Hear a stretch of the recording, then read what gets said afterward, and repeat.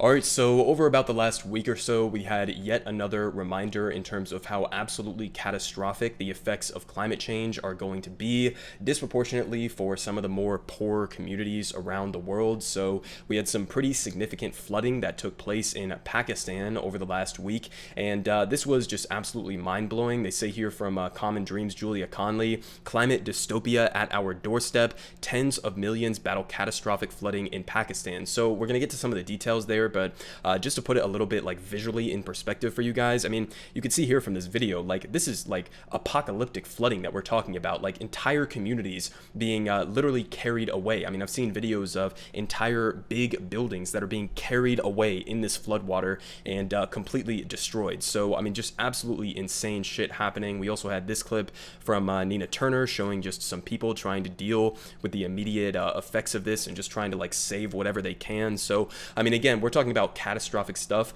that is happening right in front of our faces. So it's an important reminder that when we're talking about climate change, this isn't stuff that's going to come like in the long-term future, right? Typically when we talk about this, people like to be like, oh, by 2050, this is going to happen and that's going to happen. No, a lot of this stuff is happening right the fuck now. We're talking about wide-scale crop failures. We're talking about an increased capacity for the spread of diseases as insects and other animals are able to migrate to places they hadn't previously been. We're talking about massive increases in the intensity and the frequency of storms like this. So this shit is happening right the fuck now. It's not some far off thing that we still have a huge window of time to deal with. If we're going to meaningfully address this, we got to do it right the fuck now. And, you know, sorry to break it to people, but the Inflation Reduction Act that was put forward by Joe Manchin, a literal fossil fuel coal baron millionaire, okay, that is not going to be enough to meaningfully address climate change. And before we get into the details here, I think it's very important for people to know there was some misleading coverage that went in, including myself. I was misled by the framing that they were talking about the Inflation Reduction Act on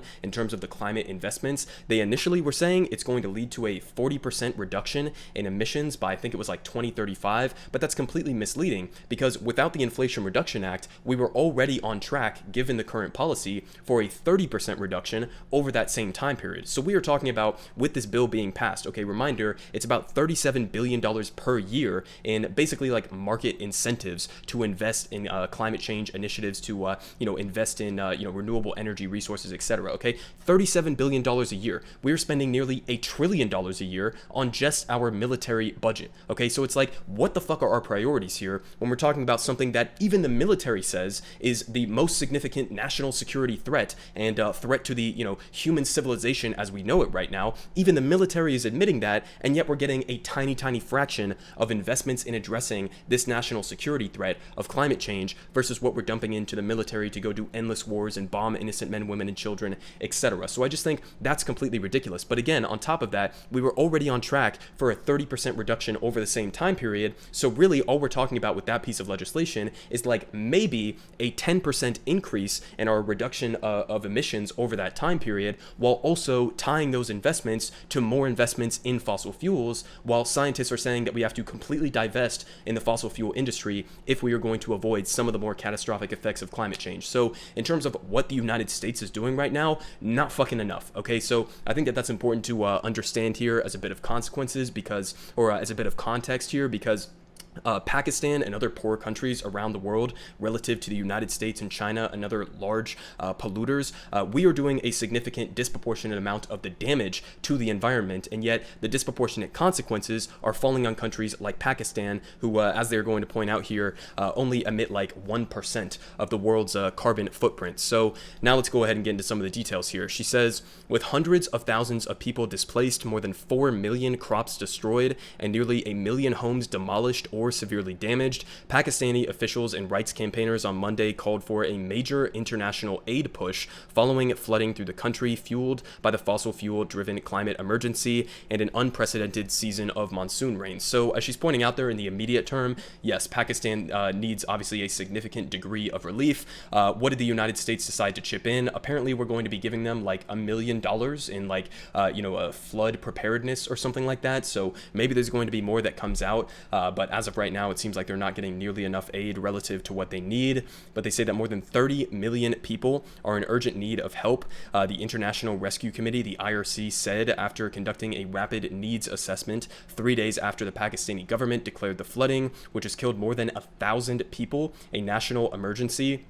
And they say that both the IRC and government officials have explicitly linked the flooding to the climate crisis, with IRC country director Shabnam Balok noting that despite producing less than 1% of the world's carbon footprint, the country is suffering the consequences of the world's inaction and stays in the top 10 countries facing the consequences. So again, very important context here. You have some of the wealthiest countries in the entire planet. The United States, China were the two big main polluters, but there's a handful of other ones there as well in like Western Europe and Russia, etc. But we are doing the disproportionate amount of damage to the planet right now, to the climate, and it's countries like Pakistan or other poor countries around the world, in Africa, in the Middle East, etc., that are going to be facing disproportionate amounts of the consequences for basically our actions. So, I mean, again, this is something that happens internationally, but it's also something that happens here domestically. So this is why when we talk about investing in climate change here, that we talk about it with somewhat of a lens of like a social justice analysis or a racial justice analysis. It's because the disproportionate harm is always going to come on the communities here in the United States, disproportionately minority communities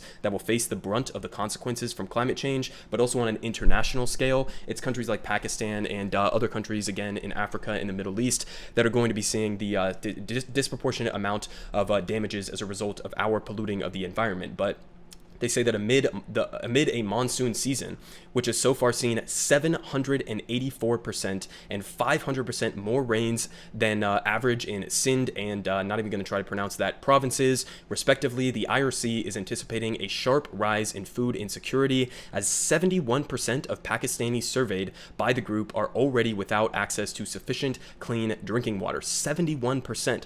And they say the disaster has also left 84% of women and girls without access to hygiene supplies, 63% of pregnant women and lactating women extremely vulnerable, and as many as 40% of people without access to critical health care. Okay, so just complete collapse of many of the different, important public services and institutions within this country. And they say that Pakistani climate minister Sherry Rehman did not mince words on Monday as she pointed out the link between the climate crisis and the suffering of tens of millions of people directly affected by the flooding. And she said, "This is very far from a normal monsoon season.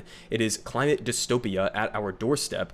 And she says, "We are at the moment at the ground zero of the front line of extreme weather events in an unrelenting cascade of heat waves, forest fires, flash floods, multiple glacial lake outbursts, flood events, and now the monster monsoon of the decade is wreaking havoc non-stop throughout the country." And they say that many of the hundreds of thousands of people who have been forced from their homes by the flooding are currently staying in makeshift shelters. But Prime Minister Shahbaz Sharif on Sunday announced a $45 million relief fund for this province, 75% of which is underwater. Okay, 75% of this one province in Pakistan is straight up underwater. All right, again, when I say apocalyptic scenarios, not exactly being hyperbolic or exaggerating there, but they say that Sharif added that the government would provide shelter to all of those who have lost their homes. But they continue saying that the country's latest climate crisis-fueled catastrophe comes also amid an economic crisis, with the annual inflation rate above 38% and sovereign debt exceeding $250 billion. So again, not exactly sure how they're going to be able to handle with the economic crisis on top of this. So obviously, I think a significant degree of debt relief is going to be needed for a lot of these countries that are facing the disproportionate brunt of the consequences of climate change. But again, this is not something that's far off in the future. It's also not something that is just affecting other countries around the world. Obviously, this is also going to be affecting the United States. And so I wanted to point out this story that I didn't get a chance to cover that came out a couple of days or weeks ago at this point. But we had word that there were some studies showing that there's going to be a brand new heat belt here in the United States by like roughly the 2050s or early 2050s. And I mean, you see the significant increase here. This is in 2023. We're talking about areas that are going to have heat index temperatures above 125 degrees, okay? 125. And you can see it's like sort of isolated to like a couple different different counties around the United States, usually just, here down in like Arizona area, maybe a little bit of New Mexico, not, too unexpected given the climate of this region. But now we're talking about looking forward to in 2053, just this massive fucking heat belt here across basically like up from the Mississippi River all the way up damn near towards Chicago, of having this entire area be hit by temperatures of above 125 degrees on a regular basis. So again, when we're talking about the consequences of climate change, we need to be talking about it through a lens of how capitalism is driving this crisis, how the fossil fuel industry that has a complete iron grip on our political system here in the United States, with fossil fuel millionaire coal barons like Joe Manchin getting to decide the parameters of our climate investments, we are responsible for a disproportionate output, a disproportionate amount of the damage that is causing these types of consequences within Pakistan and around the world. And so we have a disproportionate responsibility to actually address these issues in a much more meaningful capacity, or else a lot of these consequences are not just going to be felt across the world in poorer communities, they're also going to be felt here in the United States, again, disproportionately, the burden going on poorer communities, minority communities here in the United States. So this is not something that's like far off in the future. It's happening right the fuck now. So people need to start waking up and recognizing that we are not going to be able to engage in some sort of like market, market adjustments in order to make innovations or whatever the fuck to address climate change. We need to directly confront the capitalist system that requires infinite growth models that will inevitably collapse as a result of climate change, if not other factors as well. And we need to, much more importantly, directly address the fossil fuel industry that is literally destroying the planet right in front of our eyes, just in their quest for endless profits.